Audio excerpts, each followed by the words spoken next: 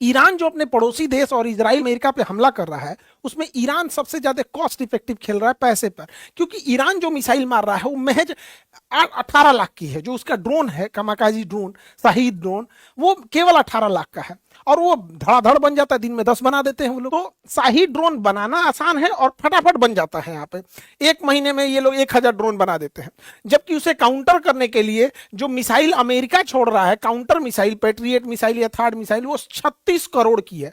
और इसके अलावे अमेरिका के पास इन मिसाइलों की बहुत भारी कमी है, क्योंकि ये मिसाइलें साल में 600 से 800 मिसाइल ही बना सकते हैं। ये साल में जितनी मिसाइल बनाएंगे वो महीने में उतना ड्रोन बना देगा। इनका 36 करोड़ जा रहा है, उसका 18 लाख जा रहा है। इसके अलावे अमेरिका के ज्यादातर एयर डिफेंस गजा की लड़ाई में इजराइल को बचाने में खर्च हो गए। इसके अलावे यूक्रेन लड़ाई में यूक्रेन को देने में खर्च हो गए जो रूस से, तो अभी उसके पास स्टॉक पाइल की कमी है। और साथ ही यूक्रेन ईरान है, इतना प्रेसिजन हमला कर रहा है। ये इतना बड़ा इसका नेवल बेस का ड्रोन था जो बैलिस्टिक मिसाइलों को रोक सकता था, पता कर लेता था पहले, जिससे कि काउंटर करना इजी, उड़ा दिया यहाँ पे। उसका ये 5,000 से किलोमीटर से ज्यादा निगरानी रखने वाला ये रडार था, जिसकी कीमत 7,000 करोड़ से ज्यादा थी। अभी की इसकी कीमत लगभग 10,000 करोड़ है, लेकिन जब ये लगा था तो 7,000 करोड़ का है। उसको मार के गिराया ये 18 लाख से। इससे अमेरिका की घनघोर बेइज्जती, एकदम गाढ़ा बेइज्जती। अमेरिका कहता हमारा डिफेंस बहुत तगड़ा है, हम लोग को बहुत महंगा महंगा हथियार चिपकाता है, जबकि हमारा 80% से ज्यादा हथियार रसिया लेवल का है, रसिया का बना हुआ है। वो सस्ते भी होते हैं, रिलायबल भी होते हैं। तो अमेरिका को इस बार इसने बहुत बढ़िया से धो दिया यहाँ पर। अब ईरान ने क्या किया, यहां से एशिया का 80% तेल यहीं से जाता है। ये पतले रास्ता को कहते हैं हार्मूज। यहां पर ईरान ने क्या किया, यहां से कोई तेल टैंकर को जाने ही नहीं दे रहा है, क्योंकि चीन इसका खुल के मदद किया, तो चीन के टैंकर को जाने दिया है, पाकिस्तान के टैंकर को जाने दिया है, कुछ कुछ टैंकरों को जाने दिया, मेनली चीन के टैंकरों को जाने दिया है। यहाँ पे इस बैला को पूछता कौन। ईरान क्या कर रहा है, यहाँ पे जितनी भी ऑयल टैंकर जा रही हैं उनका जीपीएस या तो उनका जीपीएस ब्लॉक कर दे रहा है या इंटरनेट स्पूफिंग कर दे रहा है। उनको पता ही नहीं चल रहा है, वो गोल गोल घूमने लग रहे हैं। जैसे आप जब आसमान या समुद्र में रहते हैं तो उसमें दाहिने भाई कुछ समझ में नहीं आता, चारों नीला नीला दिखता है, हमारा जीपीएस ही बताता है, तो उन्हें जाना है आगे बोल देता है बाहें जाने के लिए। तो यहां से जहाजें ब्लॉक हो गई हैं, जिस वजह से पूरी दुनिया में एनर्जी शॉर्टेज देखा जा रहा है। और यूरोप वगैरह में 50% से ज्यादा ऑयल और गैसेस के प्राइस बढ़ गए हैं। अब हमारे लिए भी ये दिक्कत है, क्योंकि हमारे पास स्ट्रेटेजिक रिजर्व जो है वो केवल 45 दिन का है। यानी अगर हमारे पास जो बाहर से फ्यूल लगाना बंद कर दे तो 45 दिन में हमारे यहाँ की पूरी पेट्रोल बंद हो जाएगी। तो सड़कों पे जितनी गाड़ियां देख रहे हैं ना, कश्मीर से कन्याकुमारी तक ठप, हवाई जहाज ठप, ट्रेन ठप। तो पेट्रोलियम बहुत जरूरी है, हमारे पास केवल 45 दिन का है। और अमेरिका ने जब इसने बैन लगाया हार्मुज जल संधि पे, तो हमारे यहाँ तेल के प्राइसेस बढ़ गए। अब यहाँ अमेरिका ने भारत को बड़ा बेइज्जती वाला शब्द बोल दिया। अमेरिका का एक 2 कौड़ी का आदमी है, ट्रेजरी सेक्रेटरी, ये क्या बोलता है कि जो तेल के प्राइस बढ़े हैं तो भारत को दिक्कत ना हो, इसलिए भारत को ये परमिशन दे रहा है। पढ़िए इसका, यहाँ पर क्या कर रहा है, यहाँ पे to enable oil to keep flowing into the global market, the Treasury Department is issuing a temporary 30 days waiver मतलब 30 डेज की अनुमति दे रहा है। Allow Indians refineries, सोचिए ये 30 डेज के क्या शब्द का यूज किया, allow Indians to purchase Russian oil, मतलब ये हमें अलाउ कर रहा है कि हम रसिया से तेल खरीद ले। मतलब आप समझिए हम इंडियंस को ये अमेरिकन कितने बुरी तरह से हेमिलिएट कर रहे हैं सर। और भारतीय मीडिया दिखा रही है कि अमेरिका ने रूस को छूट दिया है कि तुम भारत से तेल खरीद सकते हो। इन नचनियों को क्या जाता है, इनको पैसा दीजिएगा तो कहीं नाच देंगे सब यहाँ। ऐसा नहीं है। 2020 में हम एक वीडियो बनाए थे, उसमें हमने कहा था कि भारत को कम से कम 6 महीने का तेल रखना चाहिए। अभी वर्तमान समय में भारत केवल 1.5 महीने का रखता है, 45 दिन का। और आपको विश्वास ना हो तो आप देखिएगा, 30 अप्रैल 2020 को हमने एक वीडियो बनाया था, आज से 6 साल पहले बनाए थे।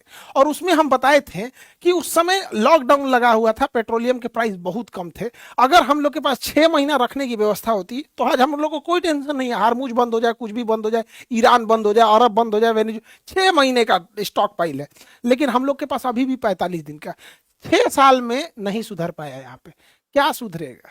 देखिए, अमेरिका के पास और इजराइल के पास फायर पावर तो बहुत ज्यादा है। वो सीरिया को निपटा दिए, इराक को निपटा दिए, अफगानिस्तान को निपटा दिए। तो अगर वो चाहें तो अमेरिका ईरान को भी आराम से निपटा सकता है, उसके पास टेक्नोलॉजी की कोई कमी नहीं। लेकिन अगर ईरान ज्यादा दिन, केवल 30 दिन इस युद्ध को खींच ले गया ना, तो इन लोग के पास पूरा एयर डिफेंस बहुत शॉर्टेज आ जाएगा। और 100% यहां नहीं ना लगा सकते, फिर उधर रूस चढ़ जाएगा, वहां पे यूक्रेन पिटाने लगेगा यहाँ, तो ये लंबा खींच देगा।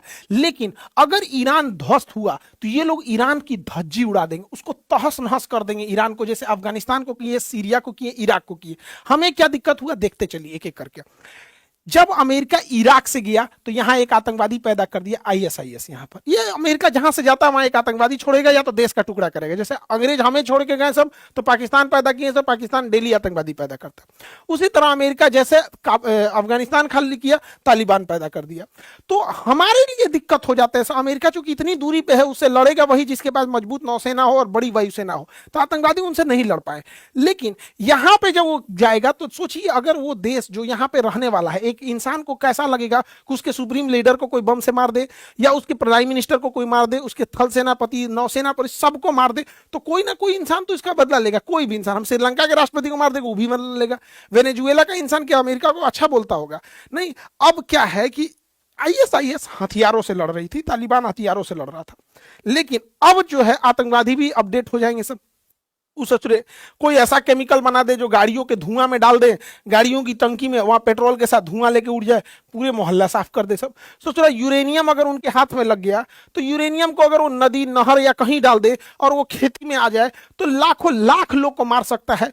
कोई बायोकेमिकल हथियार बना ले, जैसे इबोला, कोरोना, इस टाइप के। तो अब आतंकवादी पहले हथियार उठाते थे, जैसे जैसे सेना और ये चीजें एडवांस होंगी, जैसे हम हथियार थे तो आतंकवादियों के पास भी हथियार था, अब हमारे पास ड्रोन है तो आतंकवादियों के पास भी ड्रोन होगा।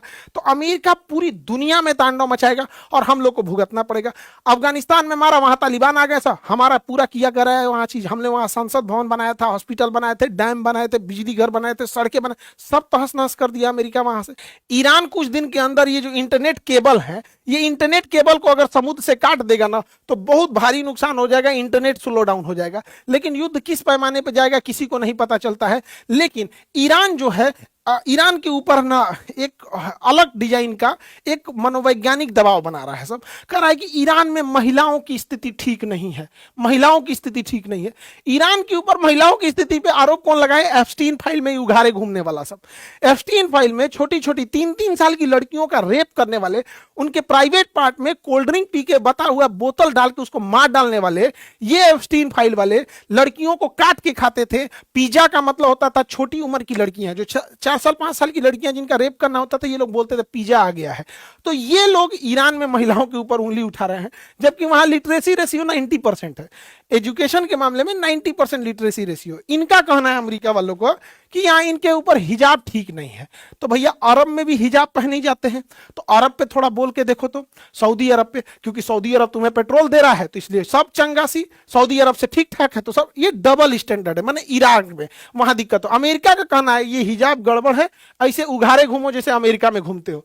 तो अमेरिका वालों का कहना है कि हम उघारे घूम रहे हैं तो ठीक है, अपना जिसका इसका ये कल्चर है, अमेरिका का ये कल्चर है। लेकिन कोई आज तक सुने कि उघारे घूमने वाला का कल्चर गड़बड़ है, तो अपने अपने पे थोपेंगे सब। लेकिन अगर हिजाब पे भी बोलना होगा ना, ये अरब पे नहीं बोलेंगे। लेकिन अगर आज अरब तेल देना बंद कर दे, या आज अरब ये कहे कि हम डॉलर के जगह अपने रियाल में व्यापार करेंगे, आज वहां पे भी दिक्कत हो जाएगा। तो अमेरिका वाले क्या होते हैं सब, हम लोग के ऊपर थोपते हैं, ऐसा करेगा जैसे लगेगा एहसान कर रहे हैं। तो इनके ऊपर पूरी कंट्रोल्ड है। तो ये एप्स्टीन फाइल में लड़कियों का मांस खाने वाला, उघारे घूमने वाले सब अब ये दुनिया में डिसाइड करेंगे कि महिलाओं का एजुकेशन कहां है, जहां पे ईरान में इन्होंने महिलाओं के स्कूल पे बम्बार्डमेंट कर दिया है।